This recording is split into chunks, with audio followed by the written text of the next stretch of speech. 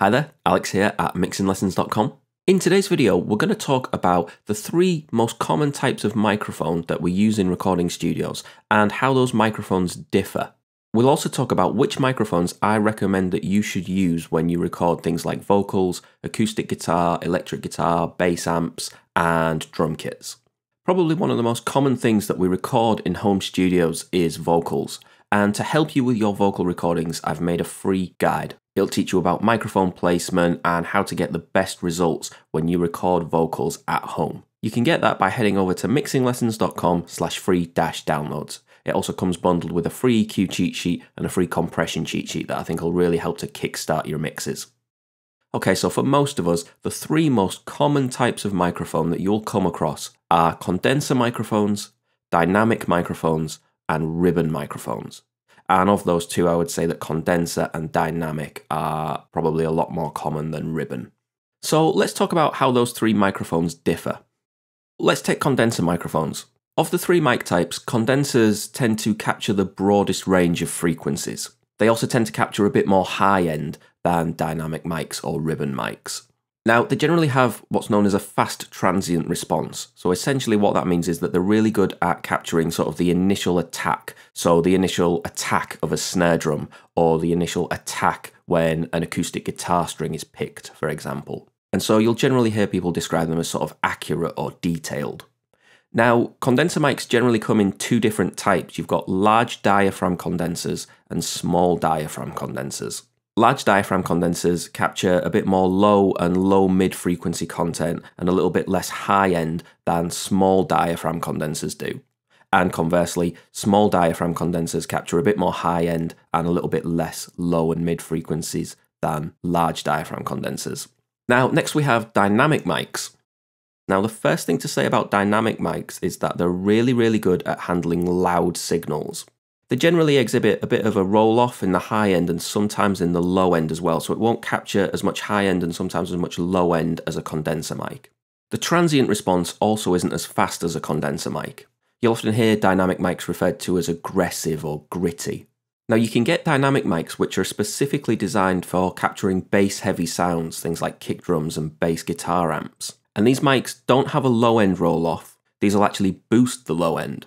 And this boost will usually sit alongside other boosts and dips in the microphone's frequency response, which is designed to be complementary for recording a bass-heavy instrument. And we'll talk in a moment about what instruments are kind of best suited for being recorded with that kind of microphone. And then lastly, we have ribbon mics. Now, ribbon mics are a bit less common nowadays than condenser mics and dynamic mics, especially in home studios, but they are quite a unique and interesting option. They have a fast transient response. You'll usually hear ribbon mics described as warm or smooth sounding. And that's because ribbon mics tend to roll off some of the high-end frequencies and emphasize the low mids. They also have a fast transient response. Something to bear in mind with ribbon microphones, though, is that they can be a little bit more easily damaged than condensers and certainly dynamic mics. For instance, if you were to subject a ribbon microphone to a strong blast of air directly onto the ribbon itself, then it could be damaged. And so that's something that you sort of have to keep in mind with some of the things that you might be recording. So let's have a look at some different instruments and which of these three mic types I would recommend that you use if you're recording that instrument. So let's start with an acoustic guitar. So I really like condenser microphones on acoustic guitar, and both large diaphragm condenser mics and small diaphragm condenser mics are really good options. They just give you slightly different characteristics from the acoustic guitar. So it wouldn't be uncommon to see somebody record an acoustic guitar with two condenser mics. They might use a large diaphragm condenser on the body to capture a bit more of the low end and the low mids, and then maybe a small diaphragm condenser on the neck to capture a little more of the high end. And so this is a really good way of capturing some of the different sounds coming from the instrument using different mics. And ribbon microphones can also work really well for acoustic guitars. Now let's talk about an electric guitar amp. If the guitar amp's being played really loudly, then a dynamic microphone is the obvious choice. And that's because it's going to be able to handle that loud level. If the guitar amp's being played at a bit more of a conservative level, then a large diaphragm condenser mic is also a great option.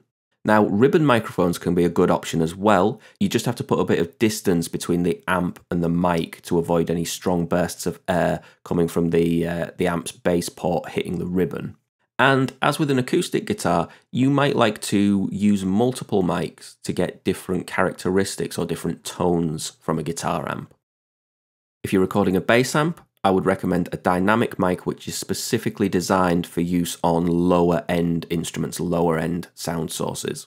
Having said that, a large diaphragm condenser would also work well. You could also use a ribbon mic, but again, I would recommend putting a bit of distance between the amp and the mic itself.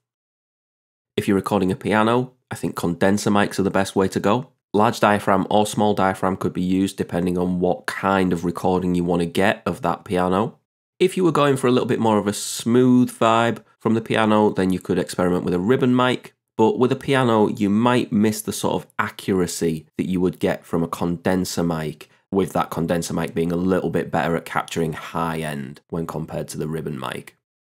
And then we have drums. So with the kick drum, I would recommend a dynamic mic, which is specifically designed for capturing low end instruments.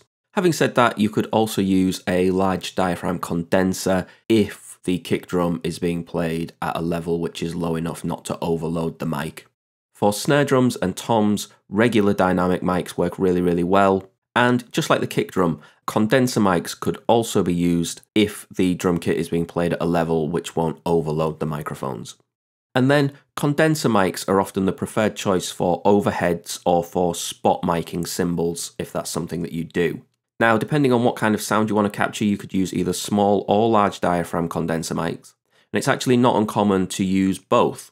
So you might use a pair of large diaphragm condensers as the main overheads, and that would allow you to capture some of the low end and the low mids from the kit. But then you might want to add a small diaphragm condenser as a spot mic just on the hi-hat.